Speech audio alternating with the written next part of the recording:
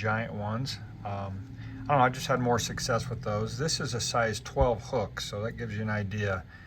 Pretty small, and we're going to use this Upavon double-decker foam. I really like this stuff because it's kind of it's a different foam. It's hard to find. It's different than the craft foam that you buy at the craft store or Walmart. It's more of an Evizote style foam. It's like a spongy feel to it, so I really like it. And we sent the pre-punch bodies for this month's box. I'm using 6/0 thread. I'm just laying down a little layer thread, trying to be fairly neat with what I'm doing. We're going to go back to the bend of the hook and then turn right around and come about halfway is where I like to start, right there. And let's just lay down a little bit of glue. If you have a little bit of super glue, you don't need much at all, just a little tiny touch there. And position it right on top right there, so the front just extends just barely over the eye of the hook. And let's come around with our thread and just make a couple good wraps right there, and just get that started. So you can see that foam collapses really well, and it's more of a spongy, softer foam. So it's going to look just like that.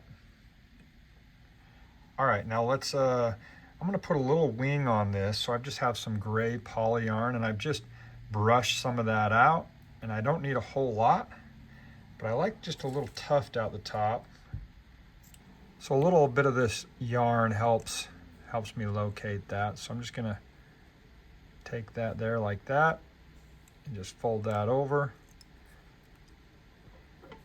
And we can snip that as long or as short as we want. I'm just going to go even with the body like that. Let's just put a little bit of our orange indicator foam. So I just cut a little piece about the same size. I'm actually going to make that a little bit smaller. And that's just going to ride right on top there. Again, that just really makes that easy to see. So we're just going to tie that in right there. Okay, now we're ready for the legs. I just have some Flex Floss here, and I've just knotted those, pre-knotted those there. I really like this Flex Floss. It's got a little crinkle to it. I think it gives it a little more of a natural look. So I'm going to tie those in right in that same groove right there, but to help with some durability, I'm just going to put a little tiny bit of super glue in that little groove right there.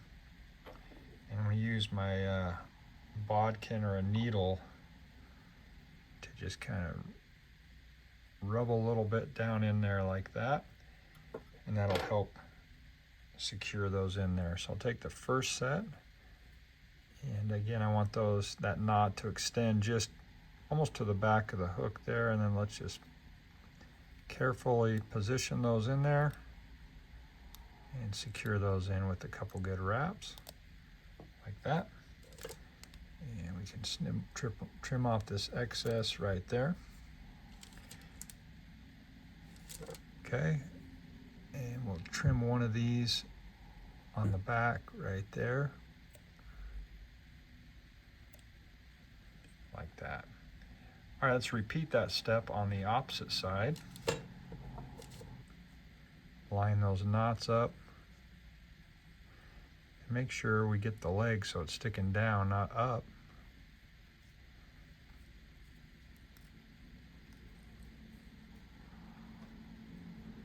Like so. And now we can trim that off like that.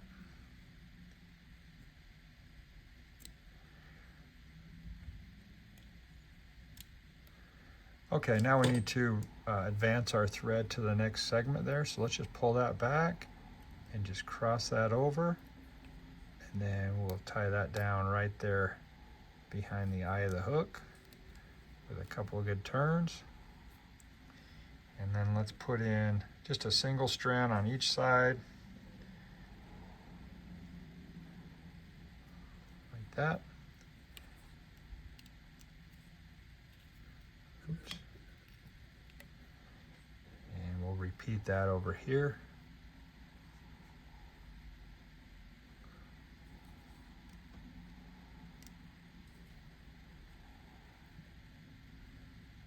Like that. Now let's just pull Let's tie down our indicator in that same groove.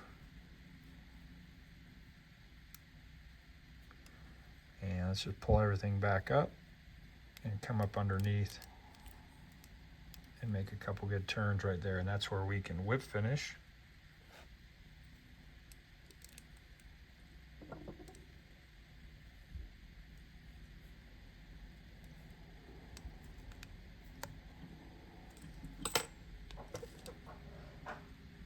All right, we can trim off that little excess right there. All right, let's just clean everything up here. Let's just trim those legs down to size. We'll pop that indicator off.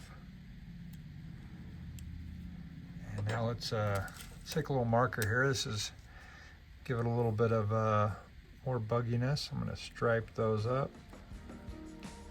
And let's put a little dot on there for some eyeballs.